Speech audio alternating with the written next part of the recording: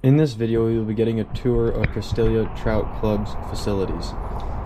We will be looking at their artesian spring, which pumps out 2,000 gallons of water per minute, which flows into their streams, along with everything that goes into their hatchery process. Up here on the other side of this bridge, where the guy's fishing, that's the mill pond. Yeah.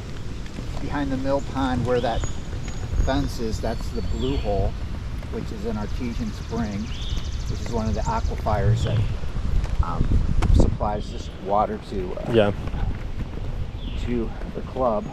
The other aquifer is in the town of Castalia, is called the duck pond. The club also has that.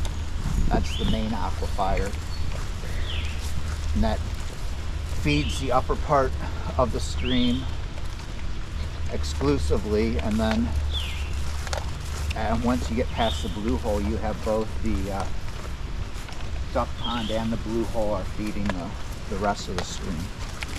Now the blue hole is where the water comes from for the nursery, and we'll start over at the blue hole.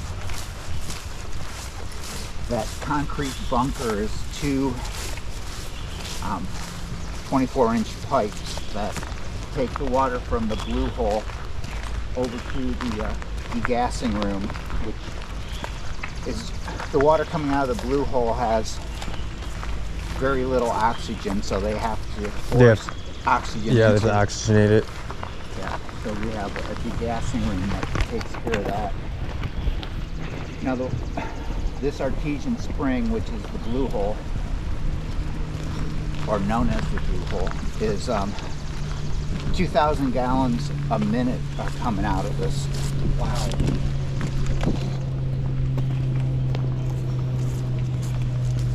So even though it looks like nothing's going on, it's just a lot of water's coming out of this.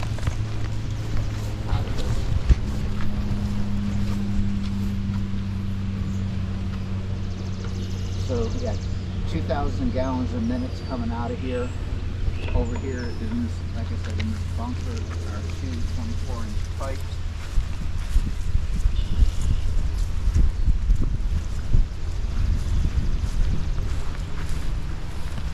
That are the intake for the nursery.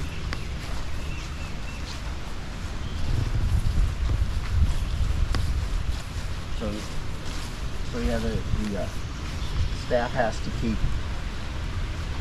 everything clean on all the weirs. Mm-hmm. So yeah, this feeds that. The pipes come out here, go underneath the stream.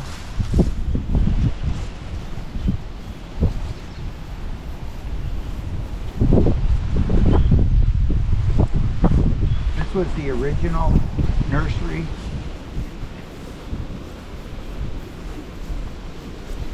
Ooh. And then we had another this is where they would raise the fingerlings from the egg boxes.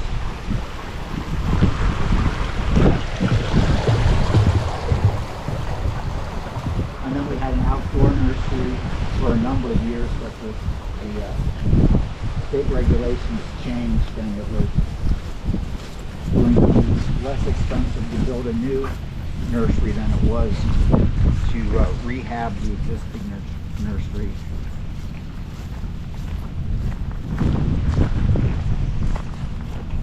So this white building here is the degassing room.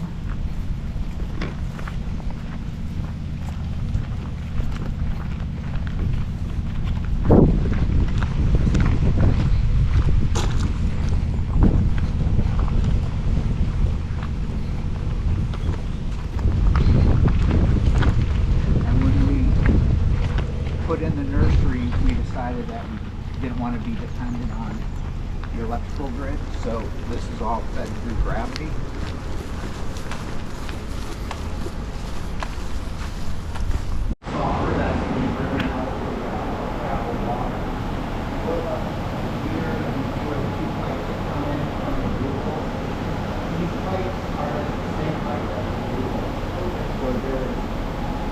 Drop from the blue hole to this point right up. Wow.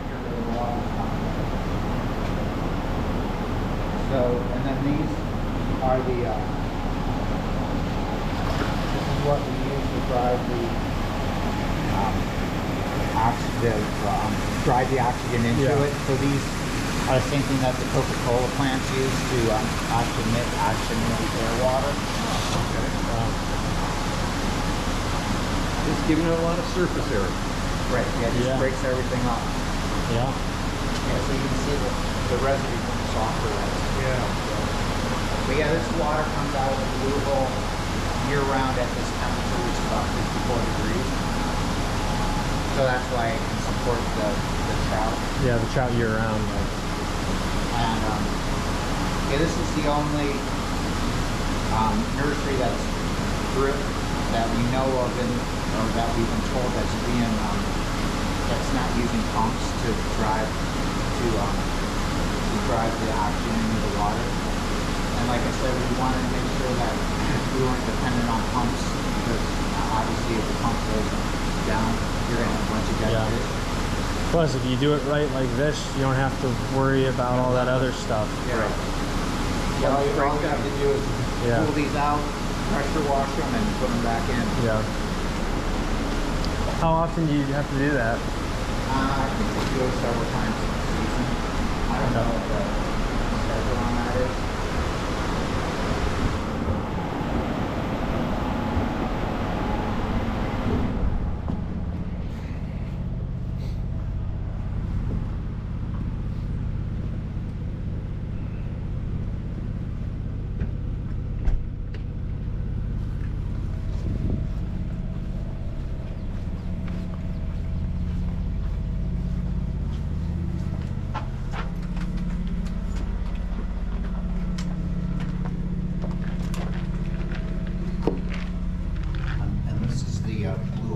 Started back in the day.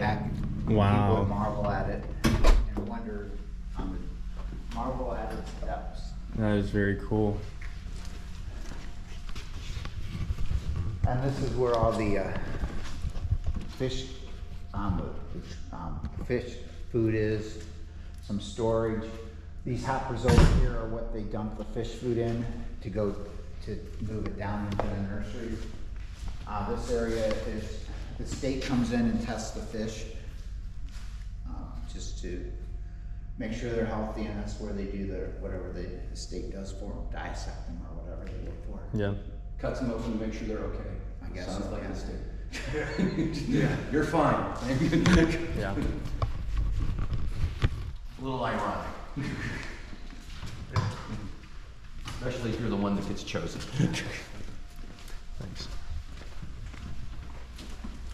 And then this is just a little work room, or lunch break room for the team.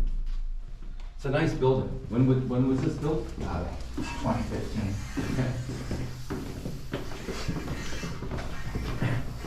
It looks like it was done right. Thank Yeah, they you. had every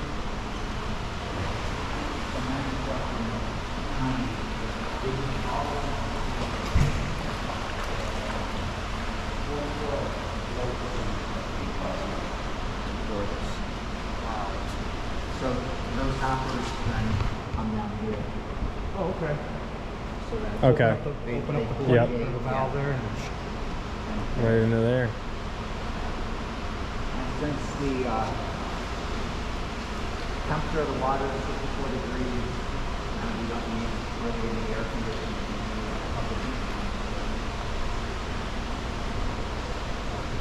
And then this contraption is what we use when they move the fish out into the stream. They have auxiliary oxygen that flows into that. And this is where they hatch.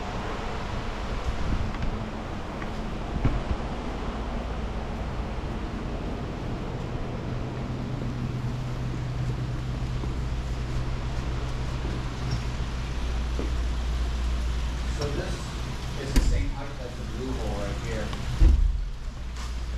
And it has its own separate water supply from the degassing house that goes into here that feeds into these for the fingerlings, which we start out as egg boxes. where the eggs are eyed out.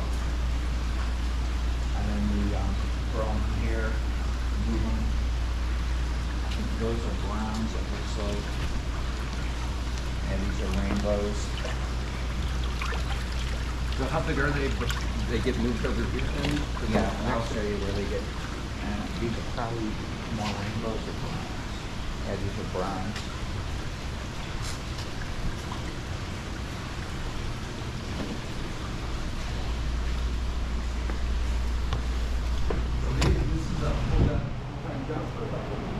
Oh yeah. So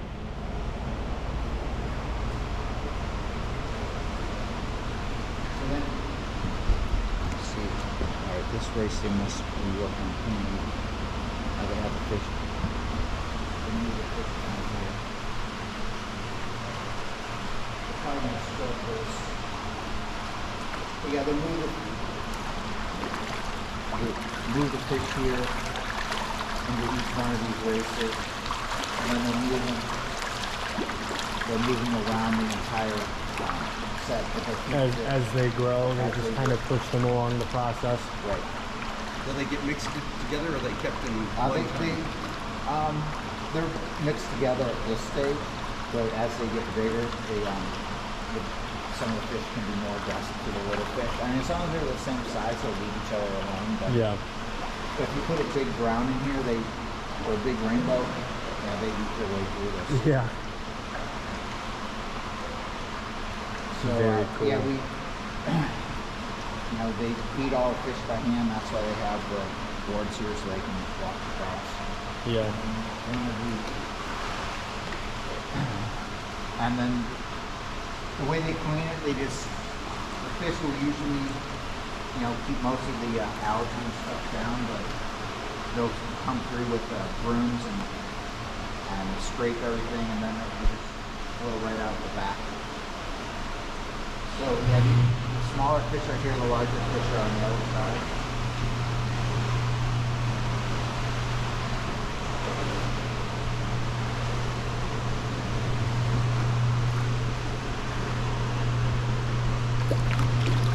And last year there was 120,000 fish in here. 120,000 fish.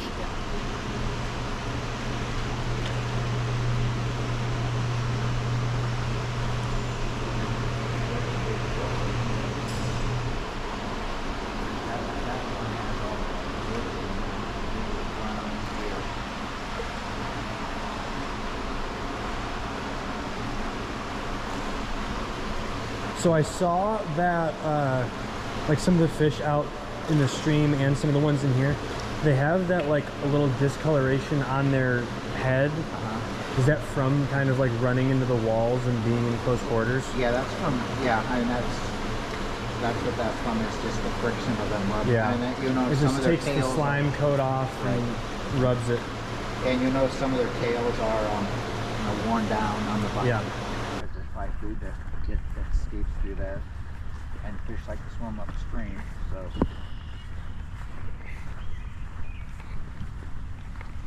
yeah, so we're fortunate to be able to filter everything that comes out of there naturally through the swamp. That's awesome. Oh yeah. There's just a couple. But You find this out after the contest is over. these fish aren't interested in flies because they're still eating a lot of trout chow. Yeah. Unless you had a trout chow fly. Yeah. Then it would be really interesting. Wow. And then occasionally we'll get a fish that will swim up into the nursery that will end up in the part of the right where the discharge pipes are. And no one put it there. It's the fish that swam up the pipes. Yeah. That's dedication. I know there's more food coming. Yeah. It's coming. I smell it.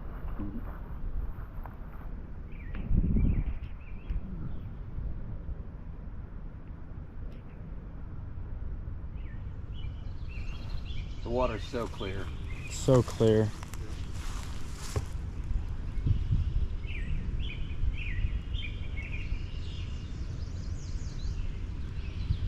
This swamp over on this side?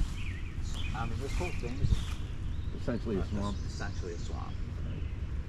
And Yeah. if you look, if you're walking along the stream and you look back into the woods, you'll see that there's a lot of. I noticed that, yeah. It's a swamp back Yeah. in there. So I mean, when they excavated it all out and they built in the walls and everything else, that it was able just to drain some of the water out of there. And the fact it's always running water just keeps it from rejoining the swamp. Yep. It's a nice facility. Everything's really well done. It's fantastic, yeah.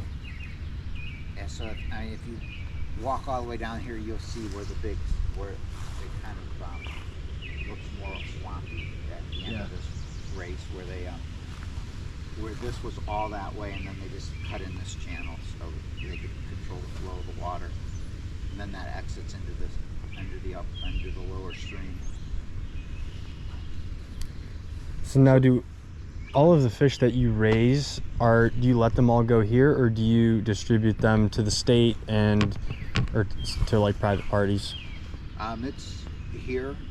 The state has some really laws I don't quite understand about moving fish from one aquifer or watershed to the next. Yeah. But the state's steelhead hatchery is just right at the end of this property. Okay. So that's where they released, I think they just announced they were releasing 50,000 steelhead into the different creeks around it. And along Lake Erie, that's where all those fish were raised.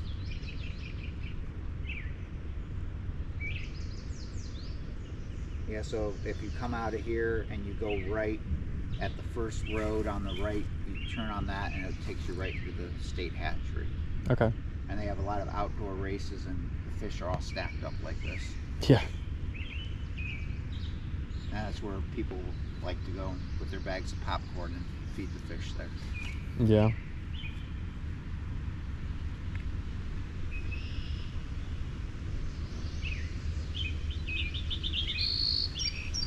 Thank you for the tour. That was awesome. Yeah, thank you very much. Yeah, beautiful facility. It's great to see how it works. Yeah. Yeah, Yeah. that's why we do catch and kill us so we can manage the fish in the stream. Yeah. And also,